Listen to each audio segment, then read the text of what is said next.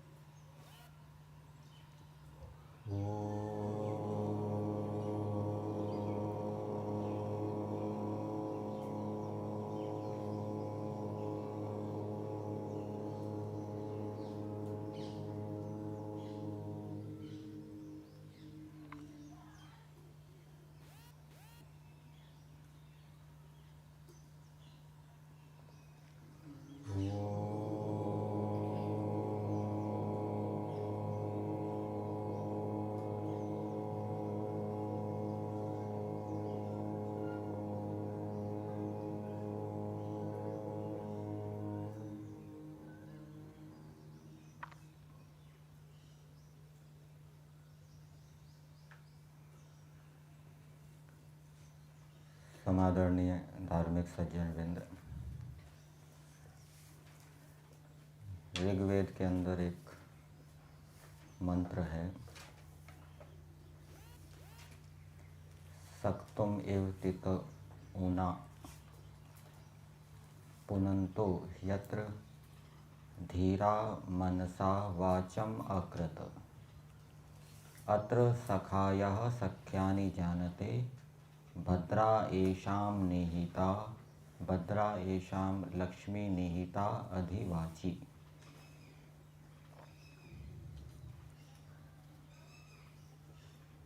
वाणी के विषय में बताया जा रहा है, जो परमेश्वर प्रदत्त वाणी का सदुपयोग करते हैं उनको क्या लाभ होता है। यहाँ पर मंत्र में तितऊ का दृष्टांत दिया है। तितऊ कहते हैं चालनी को, छानने वाली होती, छाननी का हो, चालनी का हो। जैसे जऊ को हम छानते हैं और जऊ के विषय में बताया जाता है वो कठिनता से छाना जाता है, क्योंकि वो भूसी सहित यदि उसका पाउडर बनाएंगे तो उसके अंदर बहुत से वो होंगे तिनके। तो जैसे सत्तू पीसा हुआ जऊ का पाउडर, उसको क्या कहते हैं, सत्तू। जैसे उसको चालनी के द्वारा शुद्ध किया जाता है और वो कठिनता से शुद्ध होता है, इसी प्रकार से धीरा मनसा वाचम अकृत,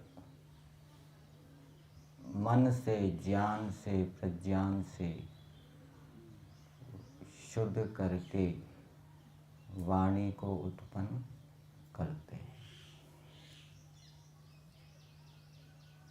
व्याकरण पक्ष में वाणी के अंदर अपशब्दों का प्रयोग नहीं करते।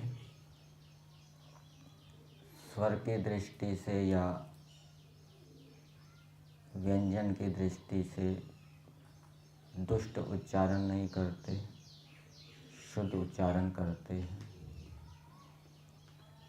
और जब इसका हम धार्मिक विद्वान के परिप्रेक्ष्य में अर्थ करेंगे तो जो धार्मिक विद्वान होते हैं वो मन से, ज्ञान से वाणी को पवित्र करके उत्पन्न करते हैं।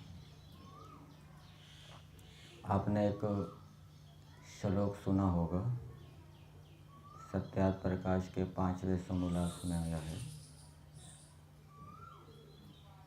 सत्यपूतां वदेत वाचम, वस्त्रपूतं पिबेत जलम और मनःपूतं समाचरेत। सत्य से पवित्र करके वाणी को बोले।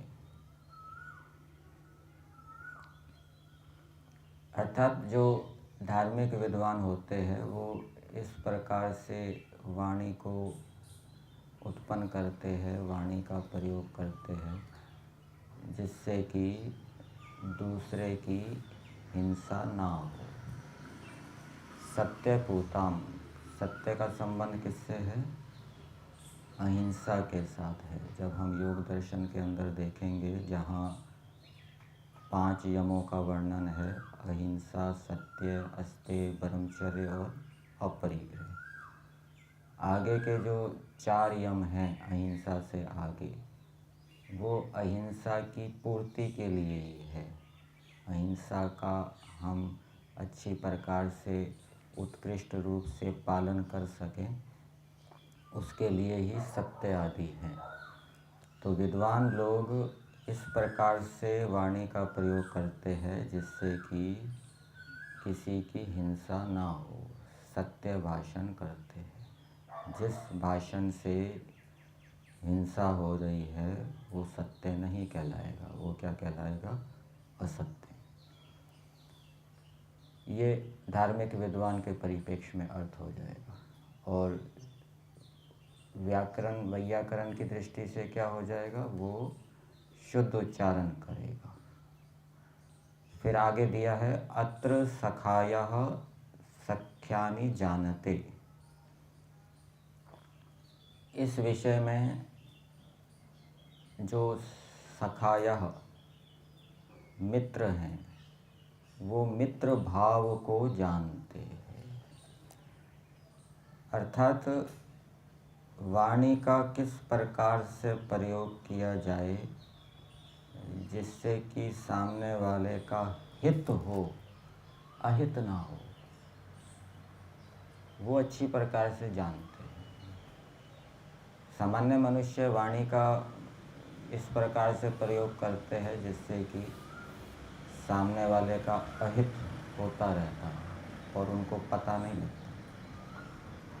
लेकिन विद्वान लोग विचार कर, चिंतन मनन करके ऐसी वाणी का प्रयोग करते हैं जिससे कि सामने वाले का हित हो। हित मतलब उसकी बुराइयां, दोष छूटे, उसके अंदर अच्छाइयाँ आए, अच्छे गुण आए, अच्छे गुणों को धारण करने की उसको प्रेरणा मिले, बुराइयों को छोड़ने की प्रेरणा मिले। इस प्रकार से वो वाणी का प्रयोग करते हैं। और फिर आगे दिया अत्र भद्रा एषां लक्ष्मी निहिता अधिवाची। और इनकी वाणी में कल्याणकारी लक्ष्मी निहित होती है। अर्थात ऐसी वाणी का प्रयोग करते हैं, भद्रा का मतलब क्या होता है? कल्याण, जिससे कि दूसरों का भी कल्याण होता है और अपना भी कल्याण होता है।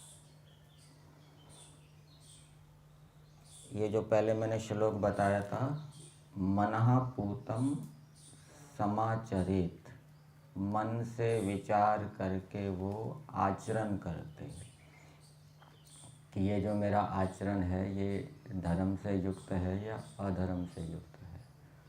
जो विचार नहीं करता, ऊहा नहीं करता, वो धर्म को जान भी नहीं सकता। यह तर्केण अनुसंधते सह धर्मः।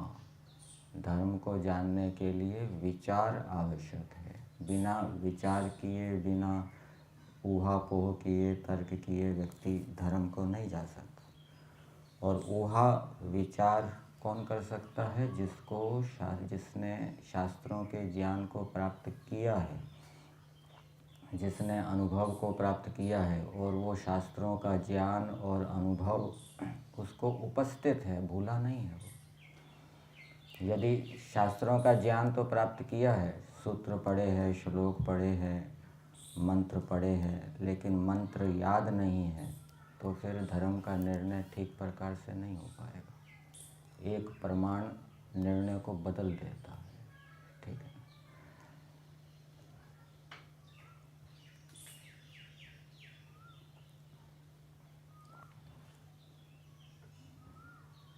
हम जीवात्मा सुख चाहते हैं, दुख नहीं चाहते।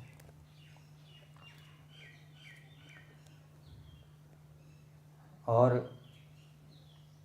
दूसरों के प्रति भी हमें ऐसी भावना बनानी चाहिए कि दूसरे भी सुख को प्राप्त करें और दुखों से छूटें। और इसका संबंध हमारे व्यवहार के साथ भी है, वाणी के साथ भी है। बहुत से दुख ऐसे होते हैं जिनको हम मन के माध्यम से बहुत बढ़ा देते हैं। उतना होता नहीं है, लेकिन मन के माध्यम से बहुत उसको बढ़ा देते हैं।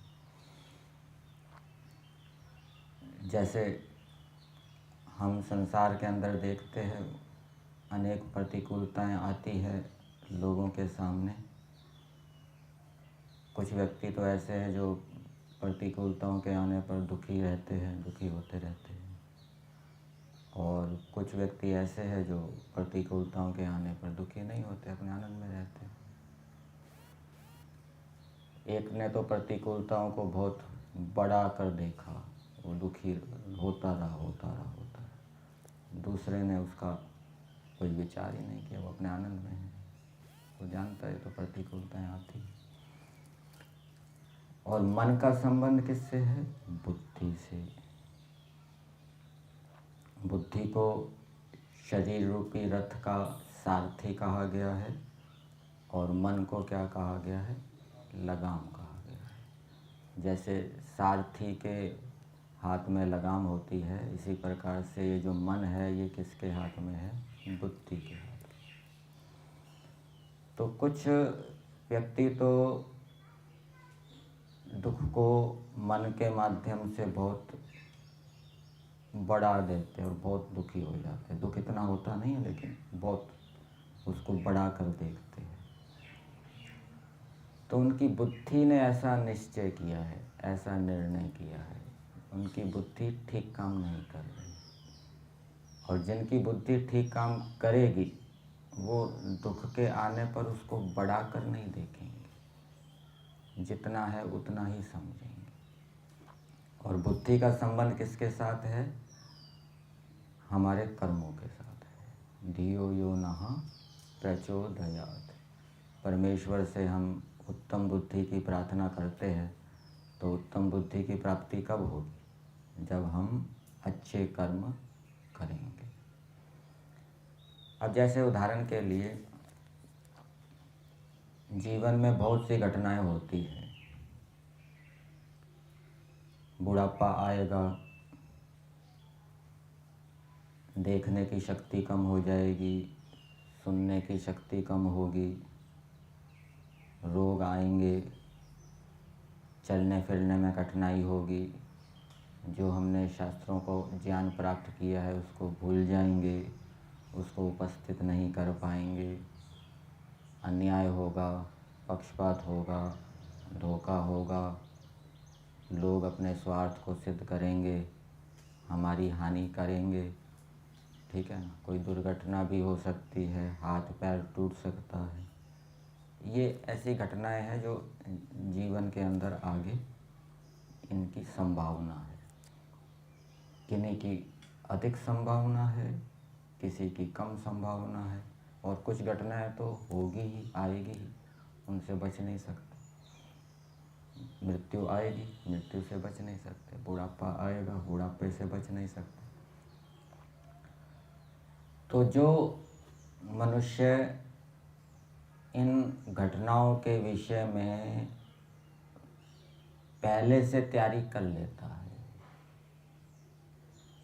वो फिर घटनाओं के उपस्थित होने पर दुखी नहीं होता। जैसे मान लीजिए आपको यात्रा करनी है लंबी, 1-2 दिन की यात्रा है रेल के माध्यम से, और उसमें क्या क्या कठिनाइयाँ होगी वो आपने पहले विचार कर लिया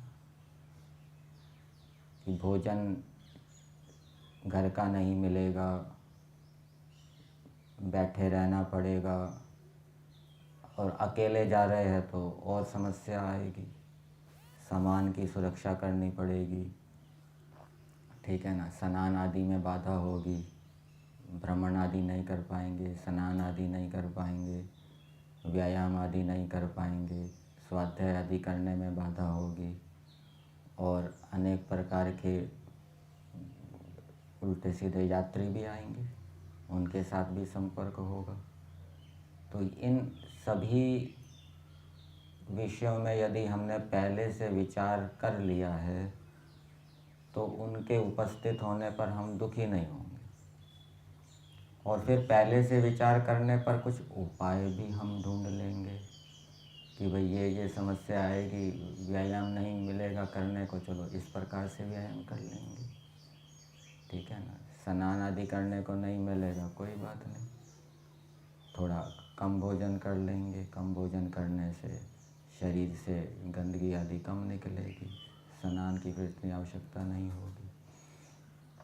तो पहले से हम क्या है उपाय कर लेते हैं। भोजन नहीं मिलेगा तो घर से बना कर ले जाते हैं, चलो वहाँ पर भोजन कर लेंगे, अथवा किसी स्टेशन पे हमारा कोई परिचित है तो उसको पहले से सूचना दे देंगे, भाई हमारी गाड़ी यहाँ पर आने वाली है तो हमारे भोजन को पहुँचा देना वहाँ पे। तो पहले से हम उपाय कर लेते हैं, सोच लेते हैं। तो इसी प्रकार से जीवन के अंदर जो घटनाएं आएगी, अन्याय होगा, पक्षपात होगा, लोग अपना स्वार्थ सिद्ध करेंगे, अन्याय करेंगे, ठीक है, रोग आएंगे, बुढ़ापा आएगा, हमेशा अनुकूलता नहीं रहेगी, अपमान होगा, निंदा होगी। तो जो पहले से ही विचार कर लेता है तो फिर वो इन घटनाओं के होने पर ये नहीं विचारता अरे ये कैसा हो गया, दुखी नहीं। जितने भी संबंध हैं वो हमेशा बने नहीं रहेंगे, मर जाएंगे, कोई ना कोई व्यक्ति मरेगा, संबंध टूटेंगे, इस प्रकार। अब यदि ये हमें अनिवार्य दिखने लग जाता है, ये बात हमें यदि समझ में आ जाती है कि ये तो होगा, तो फिर हम दुखी नहीं होंगे। परंतु विचार करने के साथ साथ 2 चीज़ें और भी आवश्यक हैं। हमने 3 बातें सुनी हैं, ज्ञान, कर्म और उपासना। एक व्यक्ति तत्व ज्ञान के ऊपर विचार तो कर रहा है, अनिवार्यता को समझने के लिए, वास्तविकता को समझने के लिए, परंतु वो ईश्वर की उपासना नहीं करता। तो ईश्वर की उपासना न करने से उसको वो जो बात है जो अनिवार्य होने वाली है वो समझ में नहीं आएगी, उसका बोध नहीं होगा, ईश्वर की ओर से उसको ज्ञान विज्ञान नहीं मिलेगा, सहायता नहीं मिलेगी। ईश्वर की उपासना करने से क्या लाभ होता है? एक तो हमारी प्रवृत्ति अच्छे कार्यों में होती है, बुरे कार्यों में नहीं होती, क्योंकि ईश्वर अच्छे कार्य करता है, बुरे कार्य नहीं करता। ईश्वर की उपासना करने से हमारे अंदर कृतज्ञता का भाव आएगा, ईश्वर के उपकारों को हम जानेंगे, और कृतज्ञता का भाव आने से ईश्वर के प्रति प्रेम उत्पन्न होगा, और जब हमारा ईश्वर के प्रति प्रेम होगा और प्रेम पूर्वक हम उसकी आज्ञाओं का पालन भी करेंगे, तो ईश्वर से हमें क्या है, विज्ञान मिलेगा। और वो जो विज्ञान है वो उन घटनाओं को, जो घटनाएं जीवन के अंदर आने वाली है, उनको समझने में वो सहायक होगा। और यदि हम ईश्वर की उपासना नहीं करते, ईश्वर के प्रति प्रेम नहीं है, ईश्वर के गुणों को धारण नहीं करते, तो हम कितना ही विचार कर लें तत्व ज्ञान उत्पन्न करने के लिए कि ऐसा ऐसा होगा, ये होगा, कितने हेतु तर्क प्रमाण दे दें, लेकिन ईश्वर की ओर से सहायता नहीं मिलेगी तो वैसा ज्ञान प्राप्त नहीं होगा जो हमें दुखों से बचा सके। दूसरा कर्म। ये कर्म, उपासना और ज्ञान एक दूसरे के पूरक हैं, पोषक हैं, पूर्ति करने वाले हैं। ईश्वर की उपासना तत्व ज्ञान का पोषिका है, पूर्तिका है, उसको पुष्ट करने वाली है। और कर्म, कर्म भी कौन सा? सकाम कर्म नहीं, निष्काम कर्म। निष्काम कर्म भी तत्व ज्ञान का पोषक है, पुष्टि करने वाला है। यद्यपि निष्काम कर्म मुक्ति में सीधा सहायक नहीं है। ईश्वर की उपासना मुक्ति में सीधी सहायक नहीं है। सीधा सहायक कौन है? ज्ञान। लेकिन इसका मतलब ये नहीं है कि ज्ञानान मुक्ति कह दिया कि तो हम ज्ञान में ही लगे रहें, उपासना और निष्काम कर्मों को छोड़ दें। वो जो उपासना है और निष्काम कर्म है वो तत्व ज्ञान की उत्पत्ति में सहायक है। उसके बिना तत्व ज्ञान उत्पन्न नहीं हो पाएगा, वो अनिवार्य है। तो जब हम निष्काम कर्म करते हैं, कोई भी हम कर्म कर रहे हैं, यदि हम निष्कामता से करेंगे तो उससे क्या लाभ होगा? उससे हमारा अंतःकरण शुद्ध होगा। सकाम कर्म करेंगे तो उससे हमारा अंतःकरण मलिन हो जाएगा, राग द्वेष से युक्त हो जाएगा। और फिर ऐसी स्थिति भी आ सकती है कि हम गलत कार्य भी कर दें सकामता के कारण। तो निष्कामता से हमारा अंतःकरण शुद्ध होता है और मुक्ति के संस्कार पड़ते हैं। ईश्वर की ओर से विशेष सहायता मिलती है और वो विशेष सहायता विज्ञान के उत्पन्न करने में, तत्व ज्ञान के उत्पन्न करने में सहायक होती है। इसलिए ये तीनों आवश्यक हैं। फिर एक जगह सांख्य दर्शन के अंदर बताया कि ज्ञान का किसी के साथ समुच्चय और विकल्प नहीं है।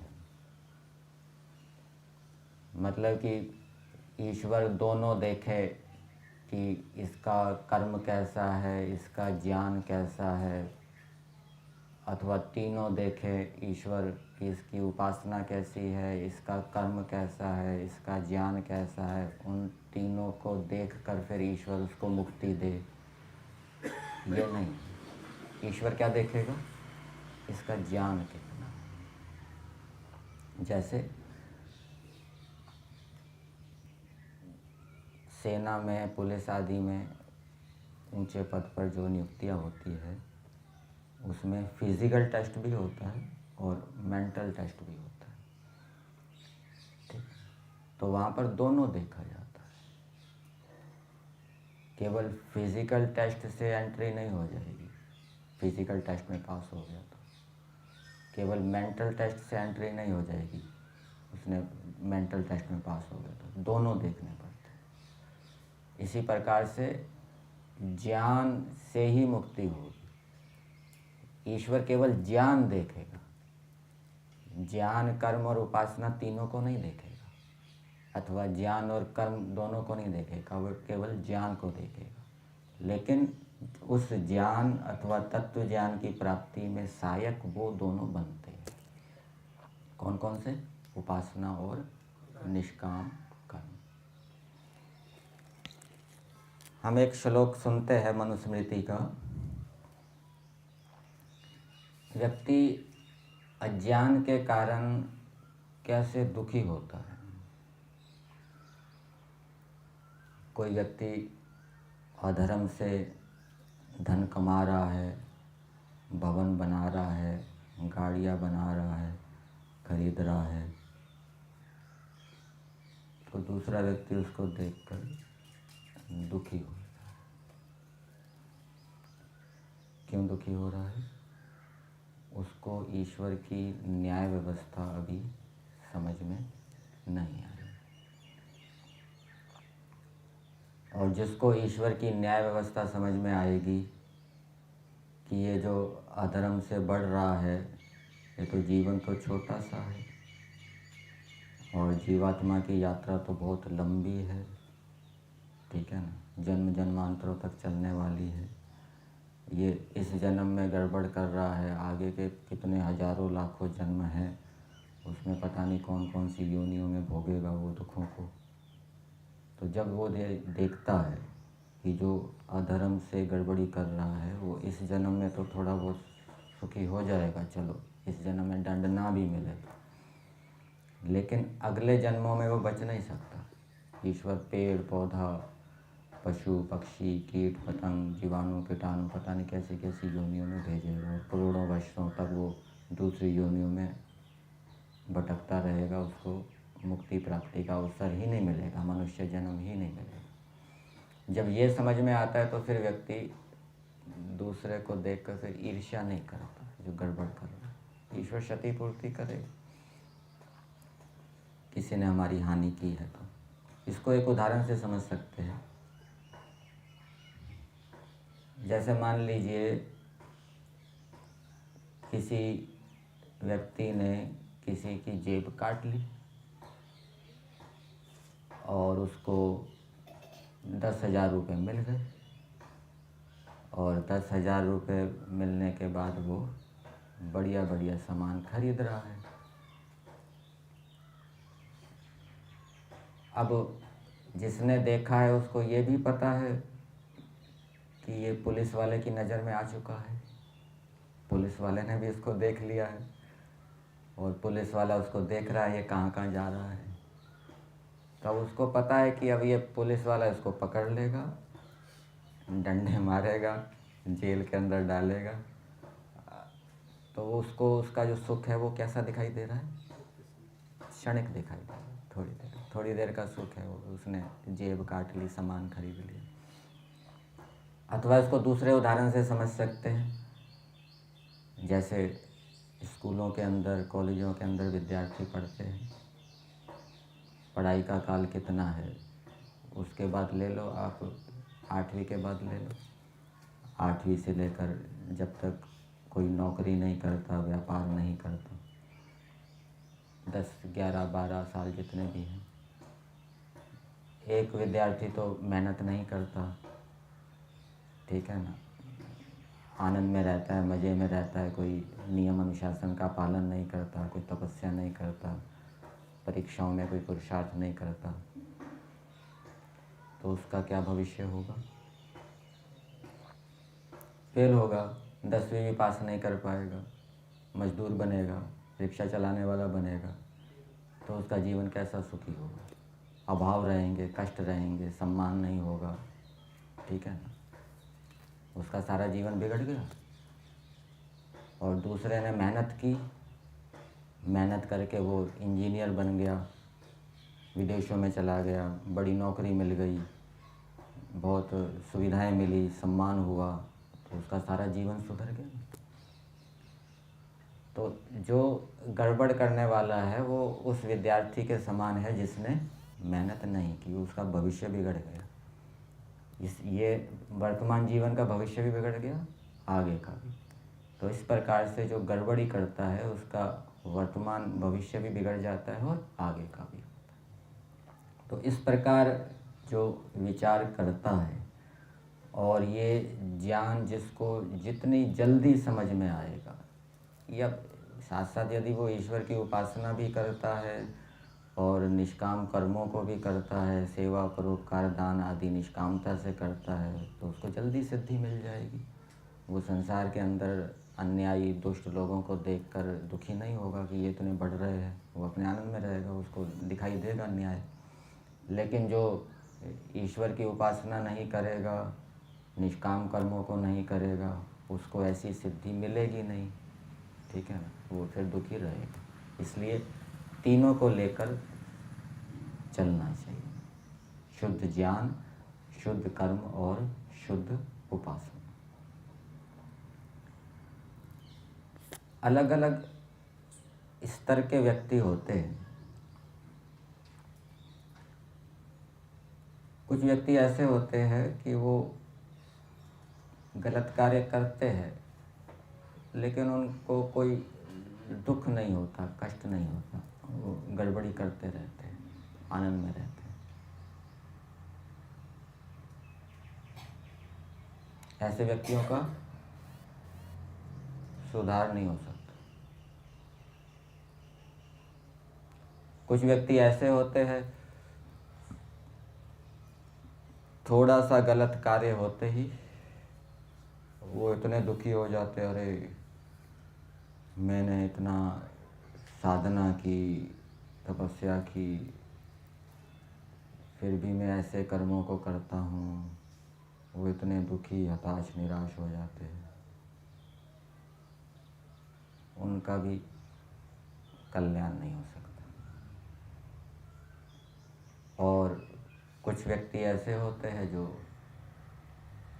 गलत कार्य कभी कभी हो जाते हैं तो दुखी होते हैं, ग्लानि, खेद करते हैं, प्रायश्चित करते हैं, दोबारा से अच्छे कार्य करने के लिए संकल्प लेते हैं, तो उनका सुधार हो सकता है।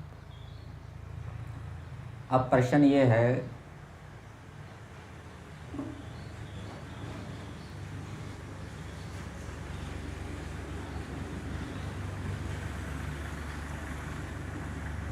एक को तो गलत कार्य किए जाने पर खेद हो रहा है और दूसरे व्यक्ति को गलत कार्य किए जाने पर खेद नहीं हो रहा। इसमें कारण क्या है?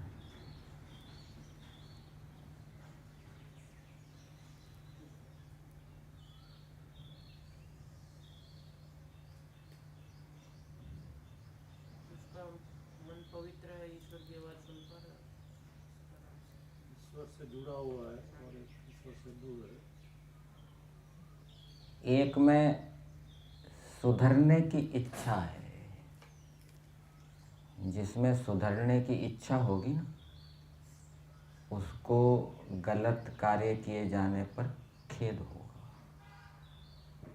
और जिसके अंदर सुधरने की इच्छा नहीं होगी, उसमें फिर गलत कार्य के किए जाने पर खेद नहीं होगा।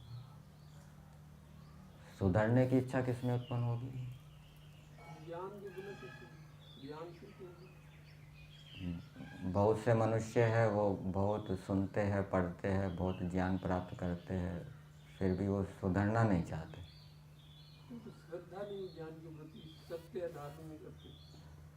वो ज्ञान प्राप्त करके भी सुधरना नहीं चाहते। ज्ञान बौद्धिक स्तर पर जानते हैं। एक में सुधरने की इच्छा हो रही है, एक में सुधरने की इच्छा नहीं हो रही। इसमें कारण क्या है? ये भी ईश्वर की कृपा से होता है। जिसके अच्छे कर्म फलीभूत हो रहे हैं, ईश्वर उनको उसको अच्छे कर्मों का फल दे रहा है, तो उसमें सुधरने की इच्छा उत्पन्न होगी। हम रात्रिकालीन मंत्र में बोलते हैं ना, तन्मे मनः शिव संकल्पमस्तु। मेरा मन शुभ गुणों को धारण करने की इच्छा वाला होकर अशुभ गुणों से पृथक रहे। मेरा मन धर्म की इच्छा करके अधर्म से पृथक रहे। प्रार्थना तो कर रहे हैं, लेकिन प्रार्थना के साथ साथ हमारे अच्छे कर्म भी होने चाहिए, तब ये ईश्वर इच्छा उत्पन्न करेगा। ठीक, ईश्वर की ओर से भी प्रेरणा मिलती है जिससे कि वो सुधरने की इच्छा उत्पन्न होती। तो इस प्रकार से हमें ईश्वर की कृपा प्राप्त हो, ईश्वर की उपासना करते रहना चाहिए। साथ साथ में हम निष्काम कर्मों को करेंगे तो उससे हमें शीघ्र ही जो संसार की वास्तविकता है वो समझ में आएगी। और संसार की वास्तविकता के समझ में आने पर जो अप्रत्याशित घटनाएं होती है उनसे हम प्रभावित नहीं होंगे। यही था।